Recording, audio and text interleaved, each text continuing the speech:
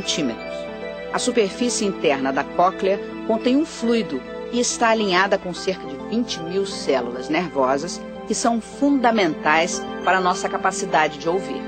A partir do momento que eu tenho algum grau de lesão das células aqui da cóclea, eu tenho um distúrbio auditivo. Esse distúrbio faz com que menos informação auditiva chegue através do meu nervo no cérebro, e isso causa uma resposta compensatória, vamos dizer assim, das vias auditivas, aquilo que eu falei, como se o ouvido tentasse funcionar mais rápido para tentar compensar aquela perda de audição.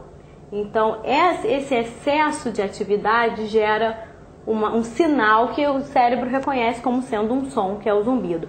Agora, de qualquer forma, qualquer perda de audição pode causar zumbido. Mesmo uma rolha de cera ou uma otite que acometa essa cavidade, uma otite média aguda, ou as doenças que acometem a cóclea, tudo isso pode causar zumbido. Ou até doenças que acometam o nervo auditivo também. Então, existem os tumores do nervo auditivo, de uma forma muito rara, eles acontecem, mas eles podem também provocar perda de audição e zumbido. Existem doenças da bainha dos nervos que também podem causar o zumbido. Agora, a maior parte dos casos realmente são as doenças que acometem a cóclea, principalmente a perda auditiva pela idade e a perda auditiva induzida por exposição excessiva a ruído, principalmente a exposição ocupacional, as pessoas que trabalham com ruído, exatamente pela questão da frequência de exposição. Então, são pessoas que trabalham todo dia se expondo a ruídos muito intensos. Tudo isso vai causar problema na cóclea. Qual é o tratamento?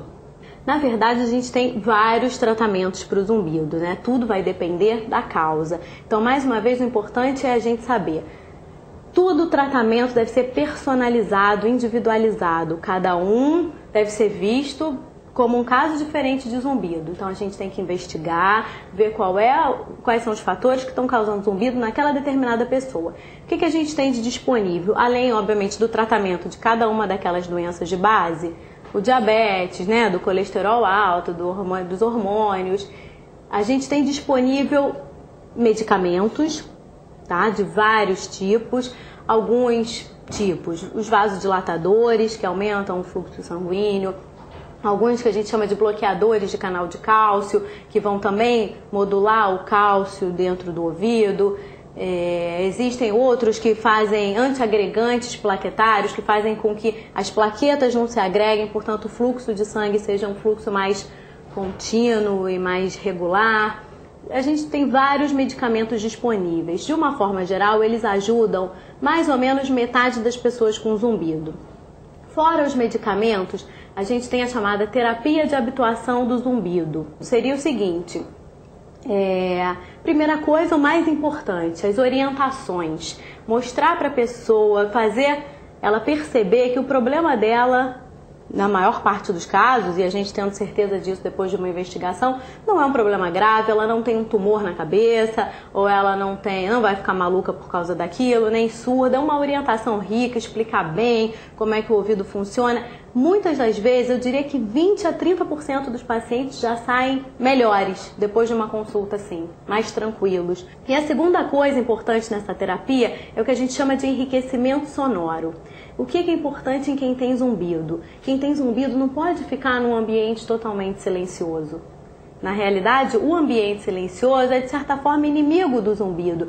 No silêncio, as nossas vias auditivas estão mais ávidas por som. Então, o som que está no nosso ouvido, o zumbido, acaba se tornando mais alto porque ele é o único som que está predominando naquele ambiente. Então, é importante que a pessoa que tem zumbido evite o silêncio. Então, tá num ambiente silencioso ou vai dormir, tá com dificuldade de pegar no sono porque o zumbido está muito alto, que a casa inteira está dormindo, está um silêncio absoluto, bota algum som, enriqueça o ambiente com um som. De preferência, um som neutro, ou seja, um som que não seja nem irritante, nem prazeroso. Tem que ser um som facilmente ignorado. Então, ruídos, sons da natureza, aqueles CDs de relaxamento funcionam muito bem. E o som tem que ser baixo, abaixo do volume do zumbido, e só para enriquecer o ambiente com algum som. Joás é músico profissional. Começou a ter problema auditivo há uns 3 anos. Daí veio o zumbido, que ele atribui ao exercício do seu trabalho. Acho que eu nunca tive problema de zumbido, né? Eu tenho notado isso porque onde eu toco é um lugar muito fechado, entendeu? Então quando eu saía, geralmente eu sempre sentia aquele tampão, entendeu? No ouvido, entendeu? Eu creio que de repente foi por causa do instrumento. Eu custei, na verdade, para saber o que era, de falar a verdade, entendeu? Tipo assim, eu comecei a tocar e tal, né? Comecei a sentir, quando eu comecei a sentir, que eu fazia show, que eu comecei a sentir, vinha também as tonteiras, entendeu? Foi quando eu comecei a sacar ele à noite, esse barulho à noite. E o zumbido tem a ver com a tonteira? Tem. No meu caso tem. Eu faço um tratamento com um aparelho, a gente chama de gerador de som, que emite um som, um tipo de água, vento, entendeu? Algo parecido assim, que parece que ele mistura com o zumbido à noite, eu faço sempre tratamento à noite, mistura com o zumbido, e aí eu consigo ouvir ele mais baixo, entendeu? Tipo isso. Ele não fica tão intenso. Você acha que você vai viver a vida inteira com isso? Sim. Até onde eu sei, sim. O portador desse mal não pode fugir de uma contradição. Não consegue viver com o barulho e nem pode ficar em silêncio, porque o zumbido se torna mais forte. É tão irritante que eu posso te dizer o dia e quase a hora. Foi em dia 31 de julho de 1999. Eu levei um susto quando, de repente, começou esse zumbido. Eu tive tudo que uma pessoa possa imaginar. Tive crise de choro, tive depressão, achei que não conseguiria sobreviver com o zumbido. Aconteceu de tudo nesse período comigo. O barulho fica aí o tempo todo, a senhora acorda com ele e dorme com ele? Acordo com ele e durmo com ele. Se bem que, ultimamente, ele está bem mais... o volume está bem mais baixo e a intensidade também. A intensidade que eu digo é a velocidade do zumbido. Está bem menos... mais devagar. Agora, nesse momento aqui que a gente está conversando, o que a senhora está sentindo? Nesse momento está tudo bem, mas como eu estou falando do zumbido, eu lembrei dele. Ele está aqui, meu companheiro está aqui, né? Está aqui comigo no momento. Mas de uma maneira tranquila, eu estou sabendo lidar com ele muito bem. Estou uma pessoa tranquila, feliz, estou sabendo lidar com ele. Isso para mim foi o mais importante. Eu saber lidar com o zumbido, levar a minha vida com tranquilidade, com felicidade, com harmonia. Porque uma pessoa que vai para a cama e chora, da cama balançar com medo de não ter solução. Como é que eu vou fazer para viver com o zumbido? É muito difícil. Mas atualmente eu estou tranquila. Do alto dos meus 62 anos, eu estou tranquila sabendo que eu quero viver pelo menos mais uns 20, levo tranquilamente com esse zumbido que está aí. A senhora achava que estava doente? Achava que tinha uma coisa dentro do meu ouvido. No princípio eu tive medo até de falar com as pessoas, elas imaginaram que eu estava tendo uma alucinação. Não falam que os loucos escutam coisas?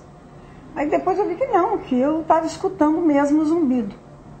E como eu tinha tido uma pneumonia recente, pensei que fosse efeito da pneumonia, do antibiótico, aí a gente entra para o campo de ficar conjecturando, pensando 1001 coisas, né? Aí procurei todos os médicos que eu tive notícia nesses quase 10 anos.